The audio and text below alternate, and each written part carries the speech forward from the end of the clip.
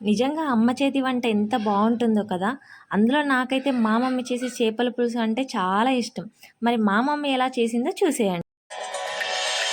సొగసు చూడతరమా అమ్మాయి చెంత చేరుకుంటే ప్రేమ మనసు నా పతరమా రమ్మంటూ నన్ను లాగుతుంటే ప్రేమ నా కళ్ళల్లో వాకిళ్ళల్లో ఉయ్యాలలుగే ప్రేమ